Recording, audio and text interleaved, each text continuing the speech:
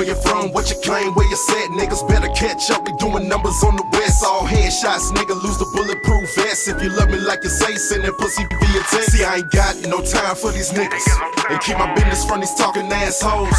In my section, I've been stamped by the realest. You ain't never step on the turf in the shows. Yeah. I'm with Shaq Deville. Don't want to place you in the category because I know you're trying to shake the country rap, but we're going to get more into that a little later. But I'm definitely glad to be here because after listening to the mixtapes that you sent me, just to be able to hear your growth throughout them, very, very dope. Must commend you on that. Oh, thank you.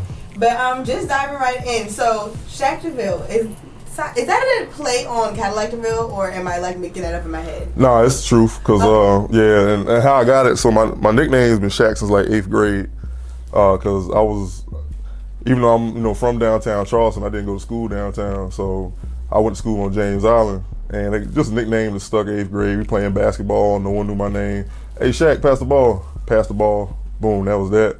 But where the Deville came in, freshman year at State.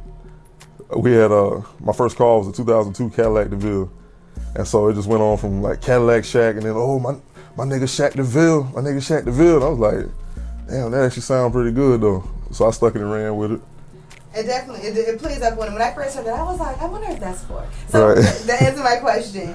But being from Charleston, you have a really heavy influence, like with the country rap. Like when the first album that I heard, which not album, was it album or mixtape? But it was you call a mixtape or EP, something like that. So Smoke in the City, that's the first one I heard. You had a really like live band influence, really kind of old school influence, and I heard that like country rap influence. Yeah. So granted, I mean that was at that point in time, but why such a heavy country rap influence? So I think you just chalk it up to all the music that I listened to growing up. My brother was the one who gave me all of my like rap influence and introduced me to hip hop. So at that time, we were living in North Carolina, and he had put me on to like, it was always No Limit Records, UGK, Scarface, who was one of my favorite rappers ever. So, and then like just with the live instrumentation, like, growing up in the church and everything. And because my mom was in the church, she was in the choir, my grandma was in the choir. My granddaddy played bass, taught me how to play bass guitar. So I've always been involved with music, and that's just what attracted me the most about it when I just coming up on it. And have been, we're from Charleston, Geechee City. Have you ever been pressured to make your music more Geechee, have a Geechee sound or Geechee twang to it? Oh hell yeah, like a motherfucker. But it's like it's one of those things like when you go outside your pocket and try to do something that you're not comfortable with. Like I always think you always got to have a certain level of discomfort when you're trying, 'cause that's the whole point of the process. But it's always me trying to be Geechee. Like it comes out every once in a while. You know what I'm saying? This is where my roots are. But honestly, like I feel that pressure, but it ain't me. You know what I'm saying? So I don't, I'm not gonna go too far against the grain, because this sound is what people love me for.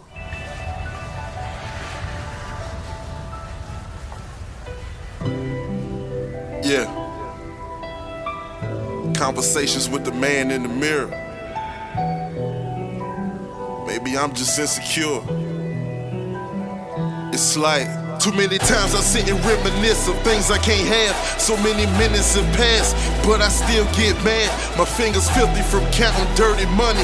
First you saw the lightning, then you hear the thunder from the slums of South Carolina where my villains coming. Sitting with you in my mama's car, spilling feelings on you when I left from off the corner. Going back to the first EP, Smoke in the City, which was released in 2017, and I've been playing it recently. Like I was just like, why haven't I discovered this before? But like I was saying earlier, you had a heavy influence, like a lot of timeless things, some samples. And did you produce anything on that particular EP? So on that particular EP, I didn't produce anything.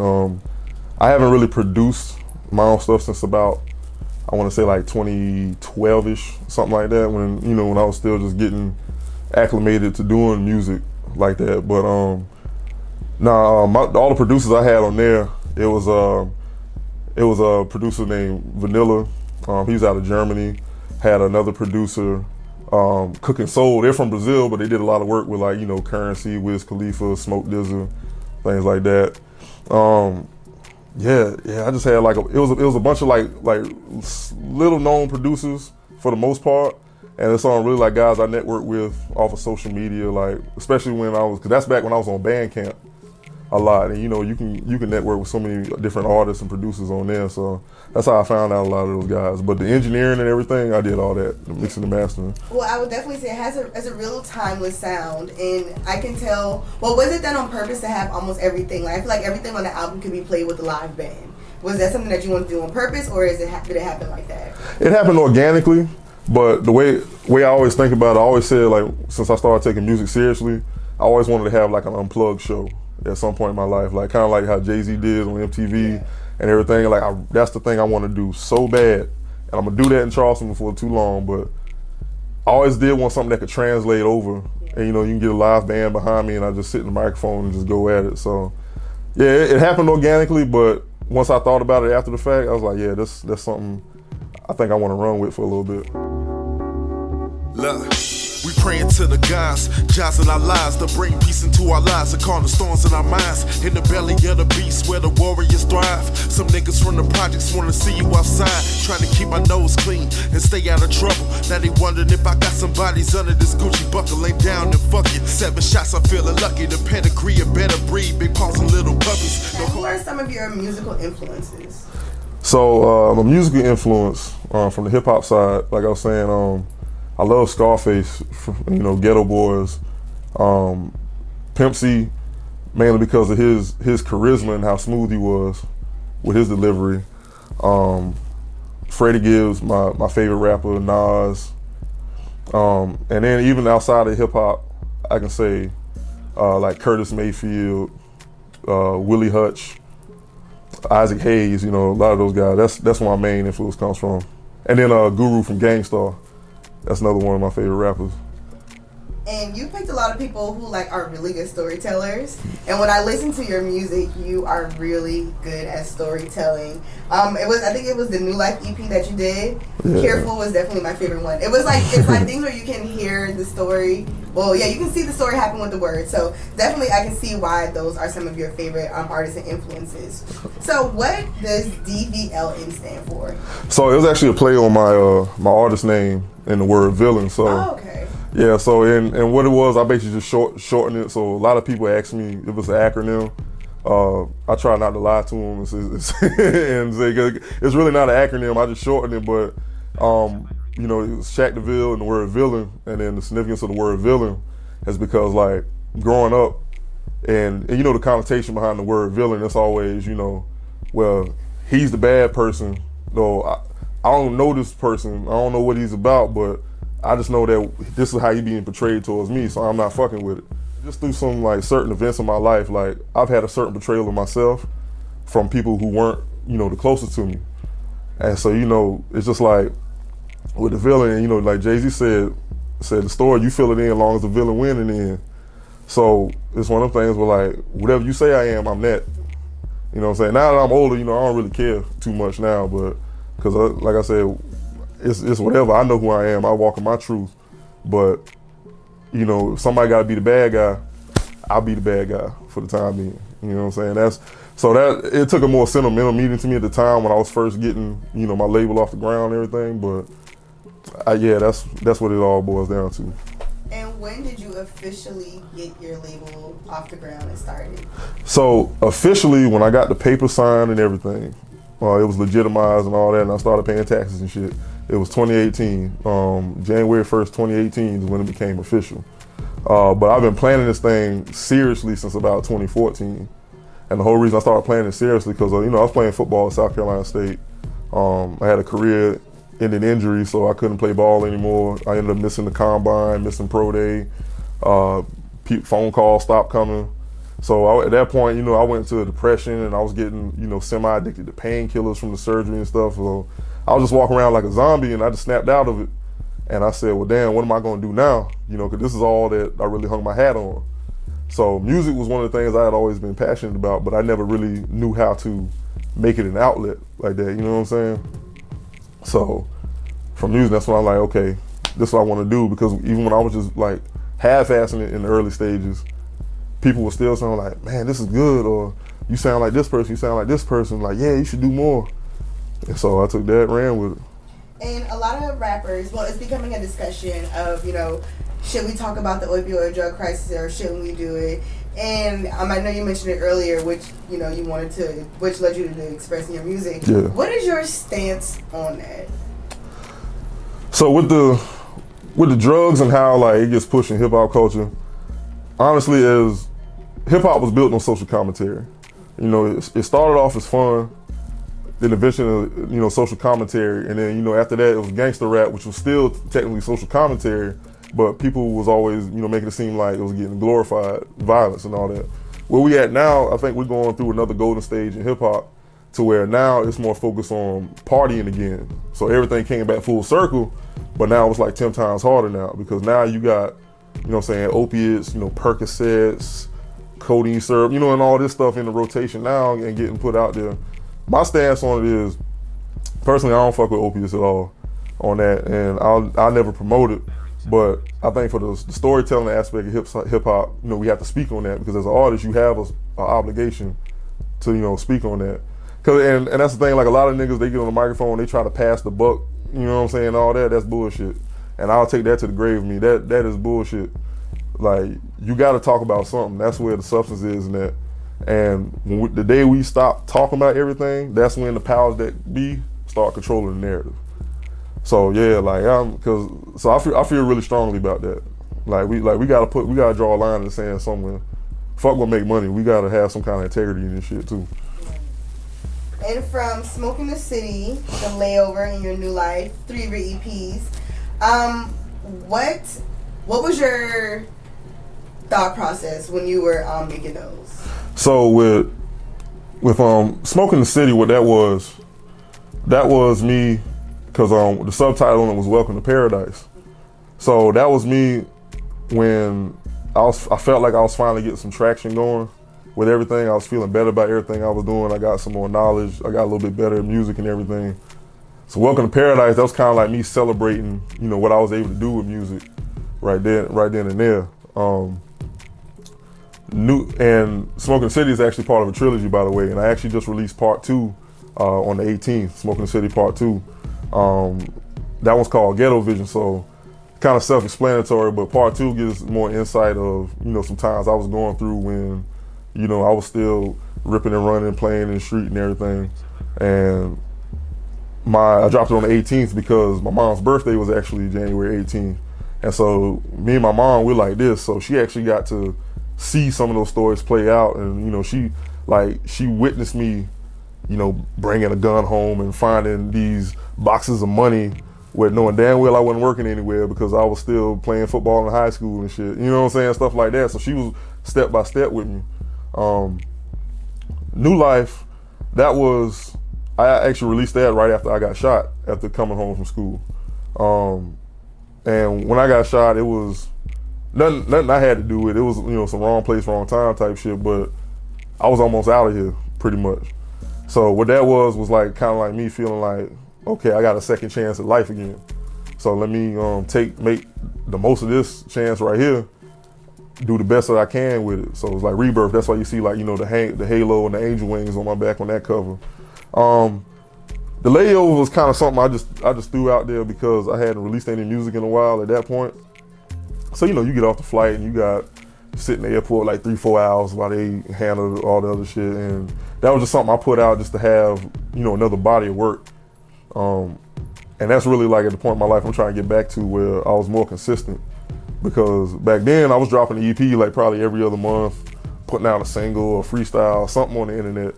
I know recently, ever since I started my label, like now that I have to run as a figurehead and everything, and I got, you know, who do I owe money to now? Or, all right, well shit, I gotta go here, I gotta do this much for promotion, I gotta do this, you know, just have my hands in everything, because I'm a one-man show, you know what I'm saying? So I really took a lot of time back from releasing full projects of music, because I said, well, let me put some fat on my head, let me learn the game real quick, you know, the business side of all this shit, the financial side of all this stuff, you know, everything. So I just wanted to get my shit together before I really came back out. So if someone approached you with the opportunity to join a major label, would you stay independent, or would you do? know a lot of people say that, I'm gonna stay independent and I'm not gonna sign, but really it all boils down to what the contract talking about. Yeah. You know what I'm saying? Because like now, the way I see it, major label's gonna be extinct about another 20 years. And we got shout out to Soulja Boy. Straight up, because we got so much shit at our fingertips now. It's like you really don't need a major label, because I guarantee you right now, if everybody somehow got a way to get out their contracts with like Interscope, Atlantic, and all these shits, it wouldn't be nothing else. See, what they got now, they got capital.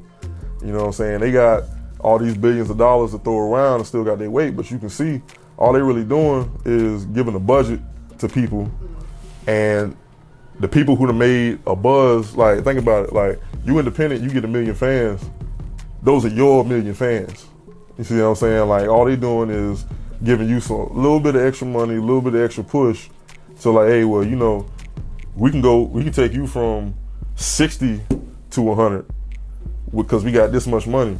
When you was independent, you went from 0 to 60 by yourself. So it's like a lot of people can't wait, which is I'm pretty sure why they signed, but it's all about the contract. Like all these 360 deals going around and shit like that, you just gotta be vigilant, man. And then speaking of labels too, I want to put this out there for everybody too. This shit may hurt some feelings. I don't care. You are not a record label if your artists got to pay for their own studio time. Shooter nigga records, ain't nobody taking that shit seriously. You heard me? Your business ain't right. You ain't got no paperwork. You're moving funny. You was not a label. You just a nigga with some time on his hands. Holla at your boy. And you're not the first person to speak on like bad business. Just down. Oh yeah. And I don't want to say Charleston, but the person was saying bad business in Charleston. But how much bad business do you deal with in this industry? Man, I could talk about all kind of shit. I know it was around the time that the first Smoke in the City came out, and I got some, a little attention from like a little distribution company and all that. I say, to me, and then it's like, I don't know everything, but I know a little bit about everything. You know what I'm saying? Like you ain't gonna get over on me. But I ain't gonna name the company. But what it was is they wanted to take 10% of whatever I made off of my music to distribute it and all that. Cool, ain't no thing. It's just everybody does that. Whether you use TuneCore, DistroKid, and all that. But except like this time they were actually putting money for it. What they basically tried to say was that they actually owned my catalog with some bullshit. So yeah, I had to go to court and all that. And this is when I was 23. You know what I'm saying? So it's like, so you can imagine where it's like, damn, like y'all niggas really thought y'all was about to get over on me like that. You know what I'm saying? But it all got squashed and all that. And then it's just stuff that you do when you first getting in the game and everything. And it's like everybody around you, every showcase you go to, panel, whatever, everybody telling you like, oh yeah, I manage artists, or oh yeah, you can consult with me, this, that, and the third. But it's like a lot of these motherfuckers is janky, and I can speak on Charleston because that's what most of my business is done. Like a lot of these people are janky. They don't have no plan. They can't show you no results, because it's like, especially from like a management position, because when you're a manager, you work for me. If you can't put me in a position to where I can, hey, I can walk in to a Z93, or I can walk into a 993 The Box, or I can walk into this event and get booked for this festival and all that, what are you really doing for me? Because I could do some of that shit on my own. Like, you know what I'm saying? I come out my own budget for that. So it's just like, in terms of bad business, most of the bad business I've dealt with has been a lot of perpetrating, you know what I'm saying, outside of that one, contract situation. But yeah. Very, very good advice. So outside of this, not outside of this, but you just released a new EP. When can we expect something? Are we going to get more visuals? Yeah, we're going to get more visuals. Okay. That's, because I know nobody had really seen my face since the Top Notch video came out in 2018. Right. But I'm definitely going to get on the ball and more visuals. Because it's like I said, that was one of those things where it went back into, I took like a little hiatus from being all in front of the camera and all that. Mainly because, you know, I want to get my shit together, get my business right and everything. But yeah, man, I'm gonna get some more visuals together coming out this year. I made a goal to where I'm gonna try to do at least 2 videos for each song off of each project that I do this year. So I'm trying to put out something at least every 90 days as far as that goes. So I'm gonna try to get back on the ball, keep that pace rolling. For sure. We gonna hold you to it. Tonight's the night I'm feeling chilly with this ice on. Elbows out the window, horns blowing like a fight song. Riding through the same streets, a nigga got stripes on. Hollering about you want me ghost, come put your life on. The line is clicking, the top is missing, I'm steady dipping. Pass on contenders, it's getting bleak cause your grip is slipping. Like Goldie, baby, you a rest haven, I'm really bripping. I'm strapped like forces, they pass the torch, this is how I'm living. What do you think is stopping Charleston from having that breakout artist? If anything is stopping us? Yeah, so this is a question. It gets answered like a million different ways, and you know, one thing everybody always says is unity, which is true, because if you look, and I've spoken on this before in like some smaller segments, but not so much as unity as in people, you know, just collaborating on songs, but I mean unity as in like gluing the whole community together. It's definitely unity because the hip hop scene, especially in Charleston, is segregated. And what I mean by segregated is you got the hood niggas on one side, you know what I'm saying, and then you got like the College of Charleston, you know, hipsters on another side. What the disconnect is the College of Charleston niggas, they scared to go over here in these hood areas and fuck with these people, you know what I'm saying? And not just because of musical differences, because like 9 times out of 10, like you ain't gonna see a Matt Monday work with a Lil BG or a Lil Block or something. And I ain't saying he's scared, I ain't saying that at all, but it's just the whole, you know what I'm saying, like as far as like what's relatable and all that. A lot of the hood niggas, they don't feel welcome like downtown at these venues like the Royal American and, you know what I'm saying, Charleston Music Hall and like that. And I can't really speak on why, because I navigate both lanes without a problem, but it's just like and then I think part of it is they don't just see the potential of being able to branch into these areas right here, like with these college kids and all that. I could say another thing that's stopping Charleston from getting on is just knowing how to work your move and work promotion and business here in Charleston, because it's like Charleston, most hype around Charleston artists, it doesn't stem from anybody being out in the street. It stems from Facebook. Anybody who's from Charleston knows that Facebook, you want to get a motherfucking video popping, you want to get a song popping, post that bitch on Facebook. Especially if you got like about 2,000 friends, that bitch spread like wildfire. But it's like, we get so focused on this shit around here, like the world is bigger than what's on I-26. So I think once we actually start branching out and going to these other places and getting our name out there, that's when it's like, okay, well, what's going on in Charleston? Because when you look at South Carolina, the biggest hubs for music, Columbia, Greenville, Charleston. Charleston are the only people in South Carolina that with their own identity. You go to Columbia, they sound like Atlanta niggas. You go to upstate, Spartanburg, Greenville, they sound like Atlanta niggas. We all we got. And is there anything else that you would like to add? Yeah, man, I got a couple things. So yeah, Smoking the City 2's out now on all streaming platforms. Pick your favorite one, it's on there. Another thing to keep an eye out for with Deville International, I signed a female act. She's a rapper, so she's gonna be making her appearance here very soon. Can we get more detail, or we gotta wait? No, I'll give y'all details. Yeah, her name is One Love, #1 LUV. Y'all can look her up too. She ain't really putting nothing out yet, cause you know we just been in training camp getting her shit right. But yeah, we're gonna do the next video I do. I'm gonna be in that, so that's gonna be her single off of her project, her self-titled project coming out. Try to put that out by this summer. Yeah, like I say, check in when you see me out and about, cause I'm wherever you may see me. You see a poster. I don't know if they got that on camera, but yeah, you see the poster. Yeah, y'all see that hanging up? Y'all know it's me, live and direct in your motherfucking face. You heard it. So yeah, but. And where can the people find you, follow you, social media, all that good stuff, and hear your music? Yeah, so Instagram, Twitter, you can follow me at Shaq Deville, SHACKDEVILLE. You can hear my music. I'm on all streaming platforms. You want to hear some of my older stuff, you can check me out on SoundCloud, Shaq Deville, Bandcamp, Shaq Deville, and all that. But I'm telling you right now, all the new and improved that fire shit is on Apple Music, Spotify, Tidal, and all that. So I'm gonna keep this shit running. I'm back on the horse. And you niggas try to take me out, I'm here, and you ain't fucking with me in 2020. Holla at your boy. You heard me?